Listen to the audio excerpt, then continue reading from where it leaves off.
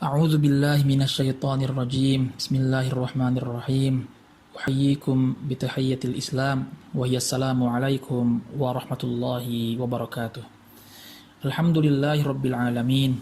Wassalatu wassalamu ala asyrafil anbiya'i wal mursalin wa ala alihi wa ashabihi ajma'in. Amma ba'd. Ikhwati wa akhwati peserta studi Islam Al-Hisbah rahimani wa rahmakumullah. Kita lanjutkan bahasan kita dalam kitab Ma'an Nabi sallallahu alaihi wasallam fi Ramadan yang ditulis oleh Syekh atau buku yang ditulis oleh Syekh Falih bin Muhammad As-Saghair hafizahullahu taala. Di halaman 40 Syekh hafizahullahu taala menuliskan satu bab yaitu Ar-Rasulu sallallahu alaihi wasallam wa adabus siyam, yaitu adab-adab berpuasa yang diajarkan oleh Rasulullah Shallallahu Alaihi Wasallam. Sebenarnya bab ini dibagi menjadi dua bagian, tapi insya Allah kita hanya mempelajari satu bagian saja atau bab pertama saja, dan hanya beberapa adab saja yang kita pelajari. Dikarenakan adab-adab yang dibahas oleh Syekh Hafizahullahu Ta'ala itu sudah kita jelaskan atau kita kaji di pertemuan sebelumnya, yaitu tentang keutamaan bulan Ramadan dan keutamaan puasa. Naam, innal muslimal harisa ala maradati maulahu yatamatta'u bi ni'matis shiyam. Sungguhnya seorang muslim yang senantiasa bersungguh-sungguh untuk mendapatkan ridhonya Allah Subhanahu wa taala, yatamatta'u bi ni'matis shiyam, maka dia akan merasakan kenikmatan di dalam berpuasa. Wa halawatil qiyam, merasakan manisnya qiyam, ya, beramal, beribadah di malam bulan atau di malam puasa. Wasairit ta'at, pun juga ketaatan-ketaatan atau amalan-amalan baik yang dia lakukan selama berpuasa. Wa huwa yuaddi hadhil ibadat yataqarrabu biha ila maulahul karim.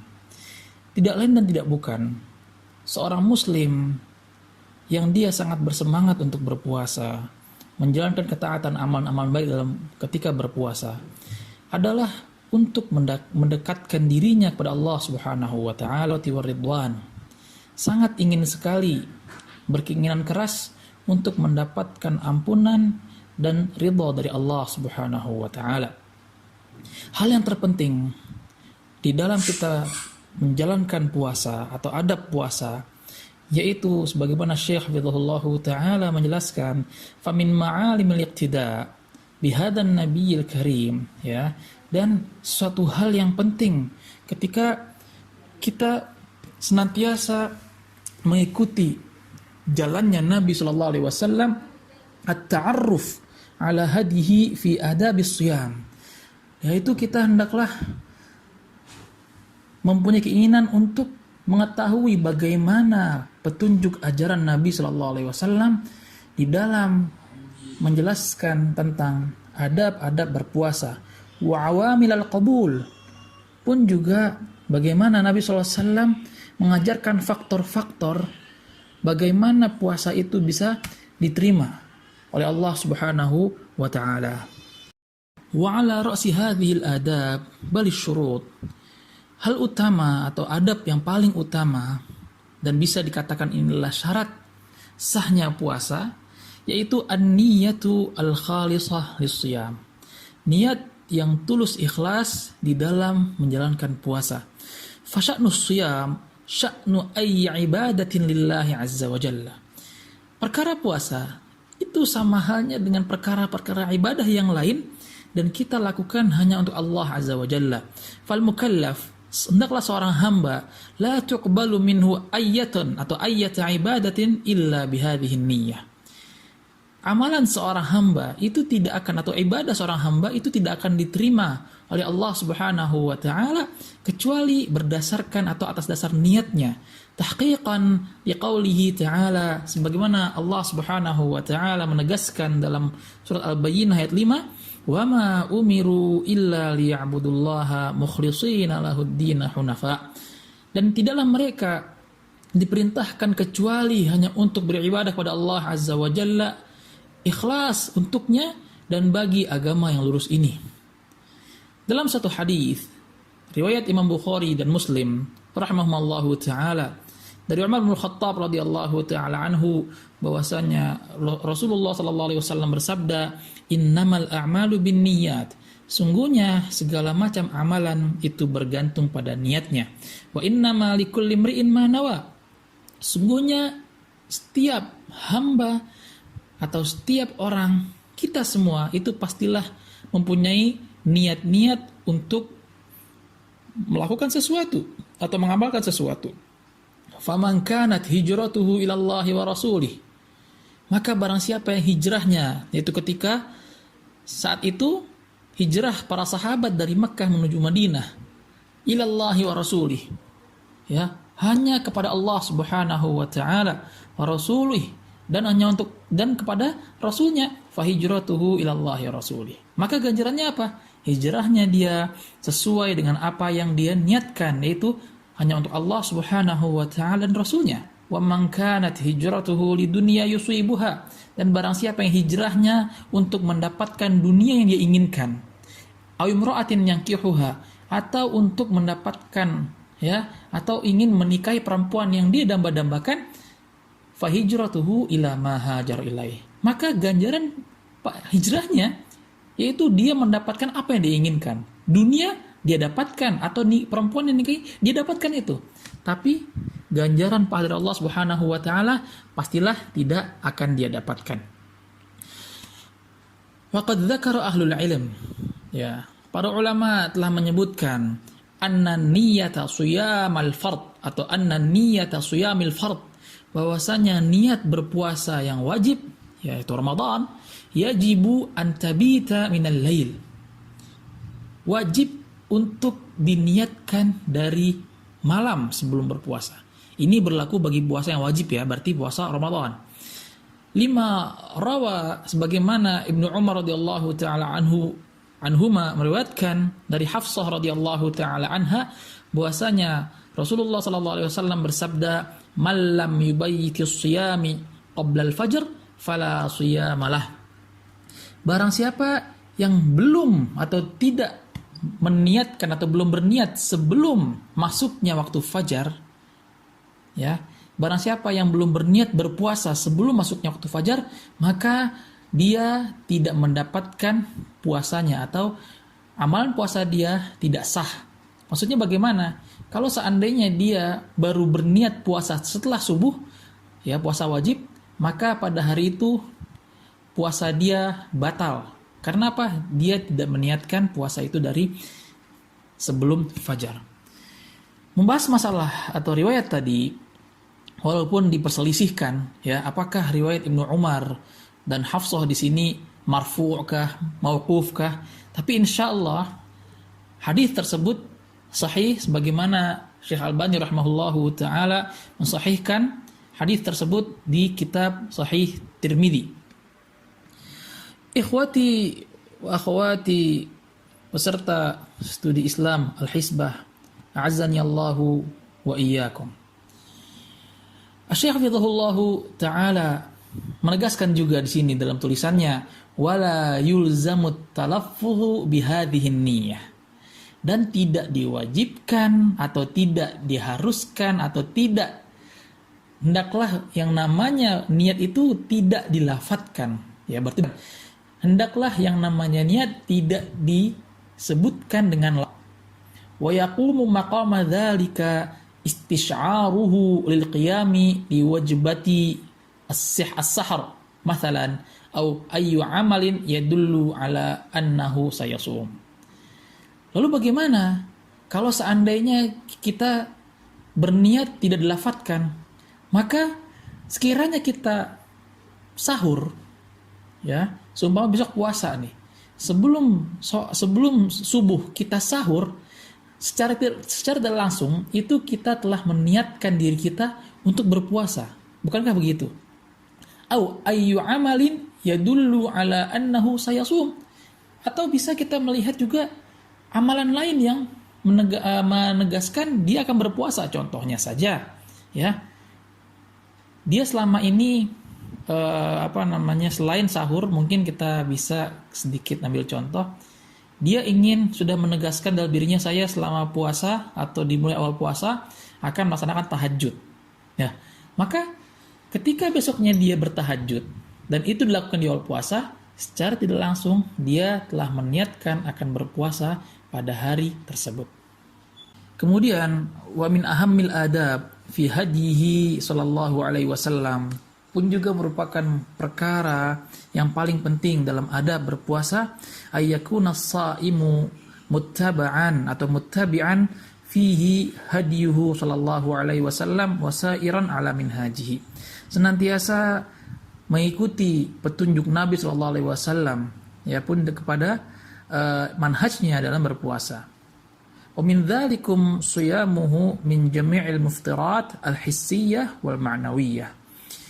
Yang dimana ketika seorang puasa itu hendaklah mempuasakan dirinya, menjaga dirinya dari hal-hal yang bisa membatalkan puasanya, yaitu hissiyah, dan menjaga dirinya untuk tidak atau terhindar dari perkara-perkara yang bisa membatalkan pahala puasanya. Wa muftirat al-hissiyah, adapun hal-hal yang bisa membatalkan puasa, ya, ini membatalkan puasa. Yang kedua, membatalkan pahala puasanya. Adapun yang membatalkan puasa yaitu kal akal, seperti makan, wasyurb dan minum, wal jima' dan berhubungan suami istri, wa muqaddimatihi, ya, ataupun hal-hal yang mendekati hal tersebut, ya, seperti kita istilahnya minum seperti itu. Ya, kita coba setetes, 2 tetes, ya, seperti itu. Ya, tidak minum sebenar-benar minum gitu, tapi sudah menengguk mungkin berapa tetes, ya, itu membatalkan. Fayasunu nafsahu min tulu'il fajri tsani ila ghurubis syams.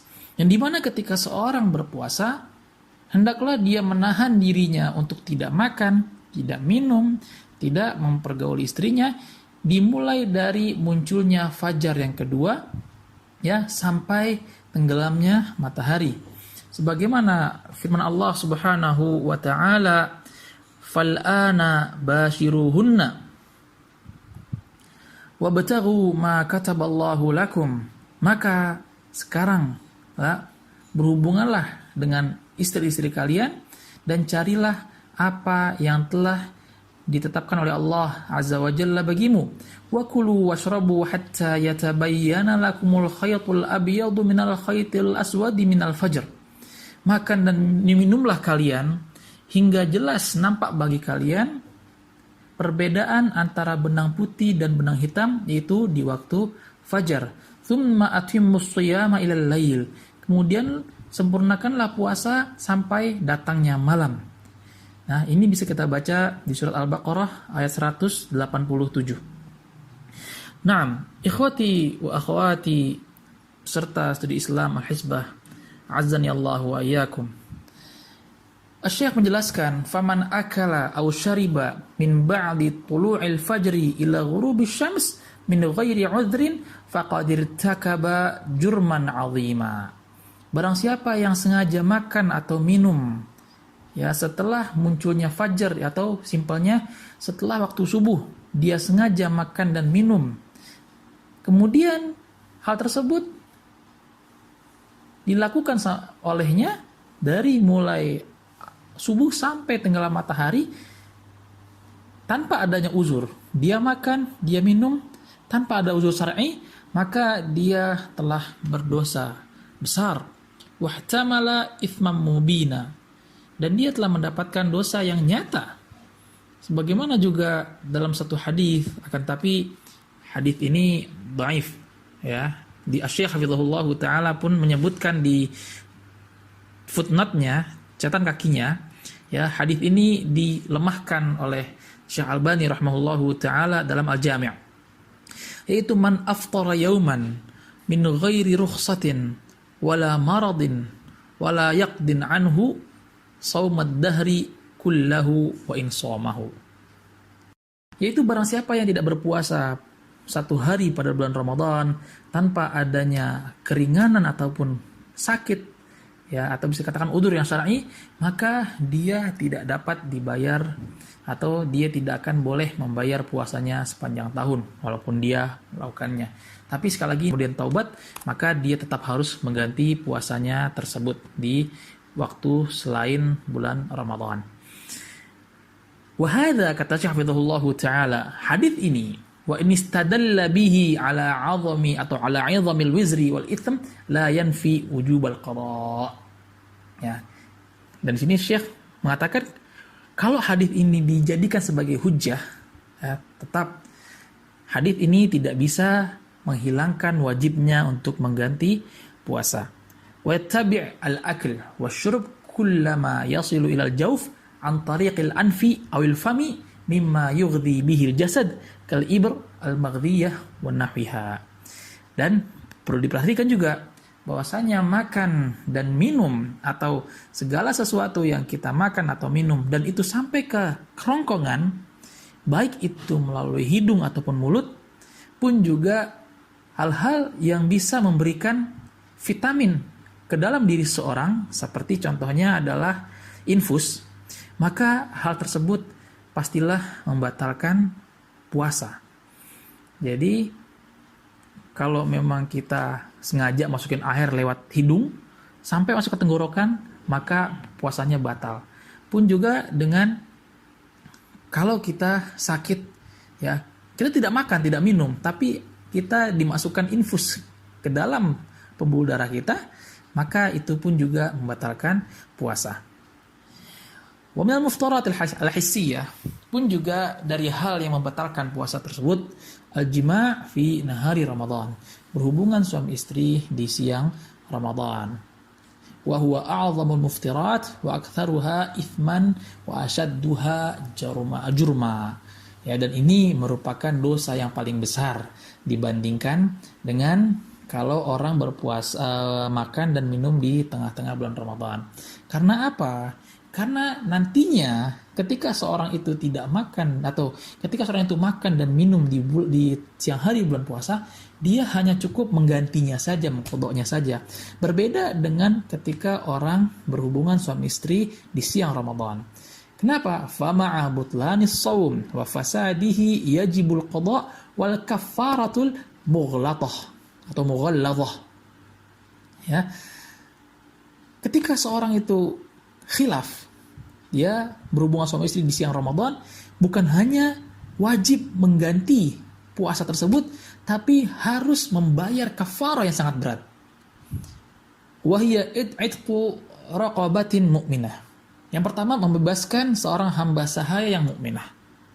Fa illam yajid, kalau tidak bisa, kalau tidak ada, fasiyamu syahraini mutatabi'ain. Maka berpuasa 2 bulan berturut-turut.